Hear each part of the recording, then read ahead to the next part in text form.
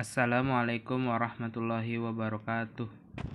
Perkenalkan, nama saya Ahmad Fauzan, Prodi Manajemen Kelas Reguler 3A. Video ini dibuat untuk memenuhi ujian tengah semester mata kuliah studi Islam dengan dosen pengampu Dr. Ahmad Alim.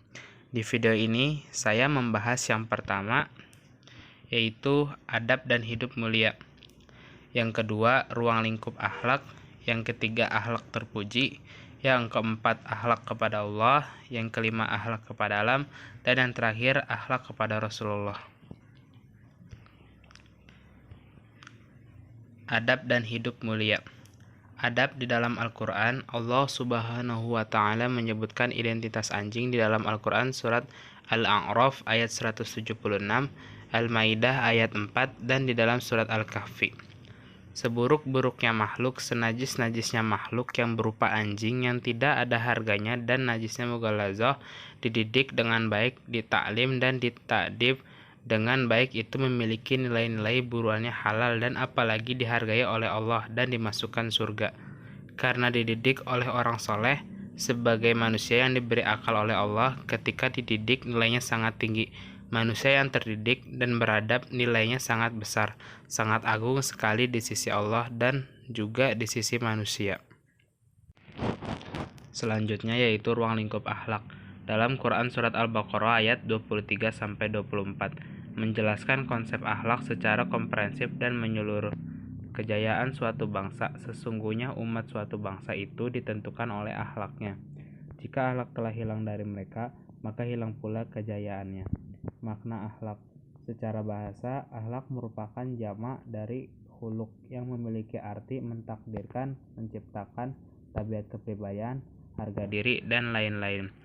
Menurut Imam Al-Ghazali dalam kitabnya mengatakan bahwa akhlak adalah sifat yang tertanam dalam jiwa yang menimbulkan perbuatan-perbuatan dengan mudah, tanpa memerlukan pemikiran dan pertimbangan, seperti dibiasakan, didisiplinkan, penegakan aturan, dan didoakan. Selanjutnya yaitu akhlak terpuji. Manusia dilihat dari sisi akhlaknya, bukan sekadar dari tampilan fisiknya. Semakin orang itu berakhlak, maka semakin mulia derajatnya di sisi Allah dan di sisi manusia. Allah memerintahkan untuk berbuat adil, ihsan, memberikan kebaikan kepada kerabat, dan Allah melarang dari perbuatan keji, mungkar, dan perbuatan zalim. Tidak ada amalan yang memberatkan suatu amal yang melebihi amal berupa akhlak yang mulia.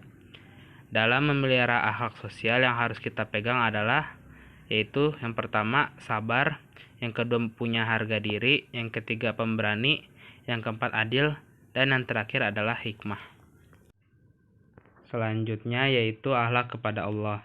Mahabbatullah atau cinta kepada Allah untuk menumbuhkan atau menyadari dan memahami betapa luasnya rahmat Allah sebagaimana yang tertera dalam Quran surat Ibrahim ayat 34. Akhlak kepada Allah yaitu kita menjadikannya satu-satunya ma'bud atau sembahan yang hak dan murni sebagaimana yang tertera dalam Quran surat Al-Fatihah ayat 5 dan Quran surat Al-Bayyinah ayat 5. Yang kedua yaitu taat kepadanya secara mutlak, terdapat dalam Quran surat An-Nisa ayat 65. Yang ketiga, tidak menyekutukannya dengan apapun, yang terdapat dalam Quran surat An-Nisa ayat 116. Dan yang terakhir, menjadikannya sebagai satu-satunya pembuat syariat, yang tertera dalam Quran surat Al-An'am ayat 57.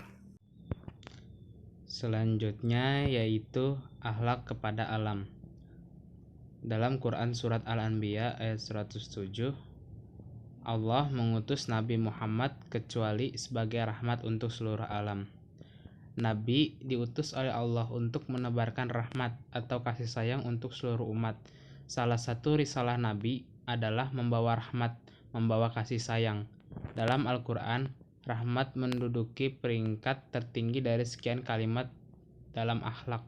Allah menyebut kalimat rahmat dalam Al-Quran sebanyak 268 kali. Selanjutnya yaitu akhlak kepada Rasulullah.